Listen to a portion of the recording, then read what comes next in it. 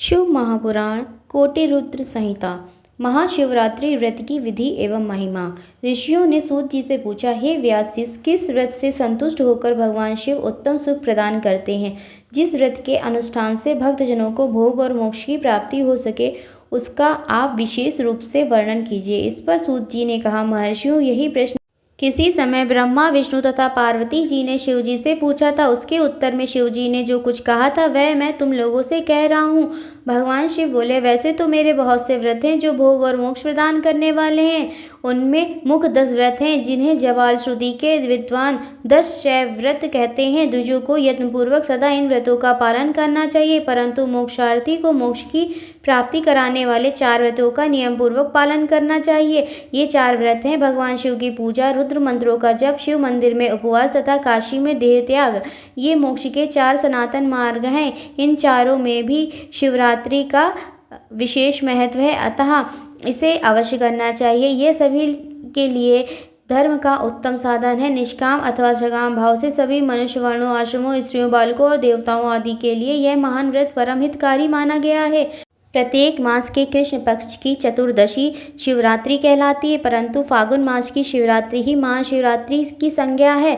जिस दिन अर्धरात्रि के समय चतुर्दशी तिथि विद्यमान हो, उसी दिन उसके व्रत के लिए ग्रहण करना चाहिए। उस दिन व्रती पुरुष को प्रातःकाल उठकर स्नान, संध्या आदि कर्म से निवृत्त होकर मस्तक पर भस्म का त्रिपुंड तिलक और गले में रुद्राक्षमाला धारण कर शिवालय में जाकर शिवलिंग का विधि पूर्वक पूजन एवं मुझ शिव को प्रसन्न करना चाहिए।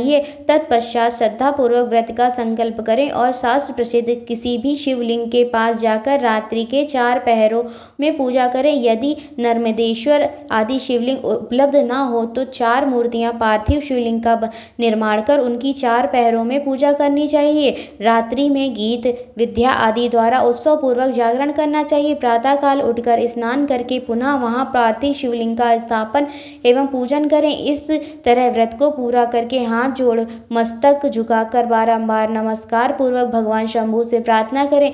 इसके अनंतर ब्राह्मणों एवं सन्यासियों को शक्ति के अनुसार भोजन कराकर उन्हें भली भांति संतुष्ट कर स्वयं भी भोजन करें। शिवरात्रि व्रत की उद्यापन विधि।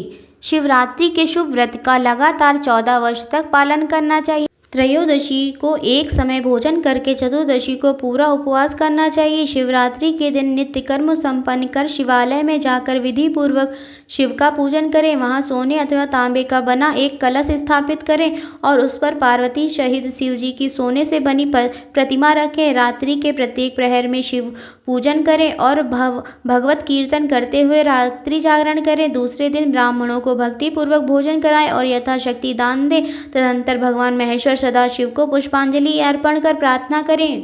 इस शिवरात्रि व्रत को व्रतराज कहा गया है। इसकी महिमा और इसके फल का वर्णन वाणी से नहीं हो सकता। भुक्ति और भक्ति के स्वरूप का विवेचन।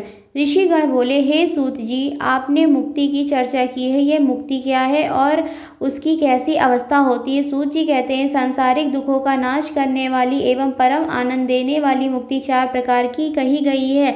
सारूप्य, सालोक्य, सानिध्य एवं चौथी सायुज। इस शिवरात्रि व्रत से सब प्रकार की मुक्ति सुलभ हो जाती है। हे मुनीश्वरों, यह सारा जगत जिससे उत्पन्न होता है, जिसके द्वारा इसका पालन होता है तथा अंततो गत्वा वह जिसमें लीन हो जाता है, वे ही शिव हैं। जिससे यह संपूर्ण जगत व्याप्त है, वही शिव का स्वरूप है। शिव तत्व सत्य, ज्ञान, आनंद एवं सच्चिदानंद नाम से प्रसिद्ध है। जैसे आकाश सर्वत्र व्यापक है, उसी प्रकार यह शिवत्व भी सर्वव्यापी है। शिव ज्ञान का उदय होने से निश्चय ही उसकी प्राप्ति होती है तथा शिव का भजन ध्यान करने से सत्पुरुषों को शिव पद की प्राप्ति होती है। संसार में ज्ञान की प्राप्ति अत्यंत कठिन है, परंतु भगवान का भजन अत्यंत शुकर माना गया है। ज्ञान स्वरूप मोक्षदाता परमात्मा शिव भजन के ही अधीन है। भगवान शंभु की भक्ति ज्ञान की जननी मानी गई है। उत्तम प्रेम का अंकुर ही उसका लक्षण है। हे द्विजों, वह भक्ति भी सगुण और निर्गुण के भेद से 2 प्रकार की जाननी चाहिए। भगवान की कृपा के बिना इन भक्तियों का संपादन होना कठिन है। भक्ति और ज्ञान को शंभु ने एक दूसरे से भिन्न नहीं बताया। जो भक्ति का विरोधी है उसे ज्ञान की प्राप्ति नहीं होती। भगवान शिव की भक्ति प्राप्त करने वाले को ही शीघ्रता ज्ञान प्राप्त हो जाता है। अतः हे मुनीश्वर, महेश्वर की भक्ति का साधन करना चाहिए। शिव, विष्णु, रुद्र और ब्रह्मा के स्वरूप का विवेचन। ऋषियों ने पूछा, हे सूत जी, शिव कौन है, विष्णु कौन है, रुद्र कौन है तथा ब्रह्मा कौन है? इनमें सब में निर्गुण कौन है? हमारे इस संदेह का निवारण कीजिए। सूत जी कहते हैं, हे महर्षियों, वेद और वेदांत के विद्वान ऐसा मानते हैं कि निर्गुण परमात्मा से सर्वप्रथम जो सगुण रूप प्रकट हुआ उसी का नाम शिव है। शिव से पुरुष सहित प्रकृति उत्पन्न हुई। उन दोनों ने मूल स्थान में स्थित जल के भीतर तप किया। वहीं तपस्या स्थली पंचक्रोशी काशी के नाम से विख्यात है। यह भगवान शिव के अत्यंत प्रिय है।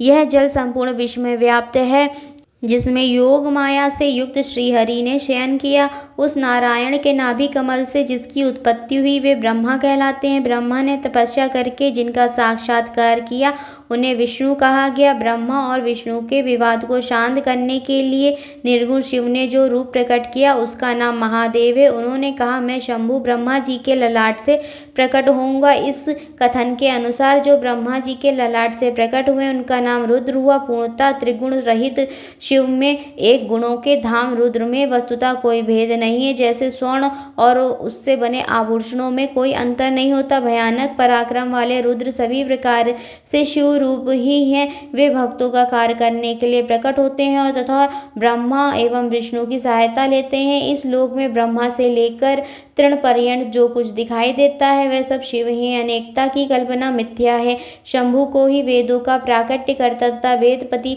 कहा गया है। वे ही सब पर अनुग्रह करने वाले साक्षात शंकर हैं। कर्ता भर्ता हर्ता साक्षी तथा निर्गुण भी वे ही हैं। उन शिव का कोई उत्पादक नहीं है, उनका कोई पालक तथा संहारक भी नहीं है। वे स्वयं सबके कारण हैं।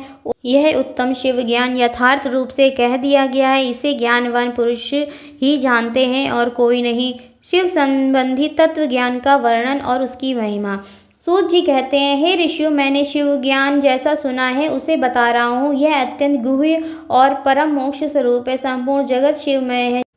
जीव भगवान शिव का ही अंश है, परंतु अविद्या से मोहित होकर अवश हो रहा है और अपने मन को शिव से भिन्न समझता है। अविद्या से मुक्त होने पर वह शिव ही हो जाता है। जैसे अग्नि तत्व प्रत्येक काष्ठ में स्थित है, परंतु जो उस काष्ठ का मंथन करता है वही असंदिग्ध रूप से अग्नि को प्रकट करके देख पाता है। उसी तरह जो बुद्धिमान यहाँ भक्ति आदि साधनों का अनुष्ठान करता है उसे शिव का दर्शन प्राप्त होता है। सर्वत्र केवल शिव है, शिव है, शिव है, दूसरी कोई वस्तु नहीं है। वे शिव ब्रह्म से ही सदा नाना रूपों में भासित होते हैं। शिव तथा संपूर्ण जगत में कोई भेद नहीं है। जैसे एक ही सूर्य नामक ज्योति जल आदि उपाधियों में विशेष रूप से नाना प्रकार की दिखाई देती है, उसी प्रकार शिव भी हैं। जैसे आकाश सर्वत्र व्यापार होकर भी स्पर्श आदि बंधन में नहीं आता, उसी प्रकार व्यापक शिव भी कहीं नहीं बनते।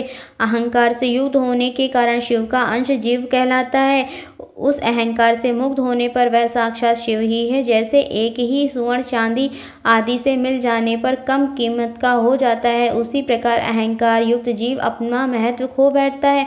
जो शुभ वस्तु को पाकर हर्ष से खिल नहीं उठता है, अशुभ को पाकर क्रोध या शोक नहीं करता है तथा दुख और सुख आदि सभी द्वंद्वों में संभाव रखता है, वह ज्ञानवान कहलाता है। आत्मचिंतन तथा तत्वों के विवेक से ऐसा प्रयत्न करें कि शरीर से अपनी पृथकता का बोध हो जाए। मुक्ति की इच्छा रखने वाला पुरुष शरीर एवं उसके अभिमान को त्याग कर अहंकार शून्य एवं मुक्त हो सदाशिव में लीन हो जाता है। आत्मचिंतन एवं भगवान शिव की भक्ति ये ज्ञान के मूल कारण है। जो अनन्य भक्ति से युक्त होकर शंभु का भजन करता है उसे अंत में अवश्य ही मोक्ष प्राप्त होता है। अतः मुक्ति की प्राप्ति के लिए भगवान शंकर से बढ़कर दूसरा कोई देवता नहीं है। उनकी शरण लेकर जीव संसार बंधन से छूट जाता है। ब्राह्मणों, तुमने जो कुछ पूछा था वह सब कुछ मैंने तुम्हें बता दिया। इससे तुम्हें प्रयत्न पूर्वक गुप्त रखना चाहिए। ऋषि बोले, आपने हमें शिव तत्व संबंधी परम उत्तम ज्ञान का श्रवण कराया है। आपकी कृपा से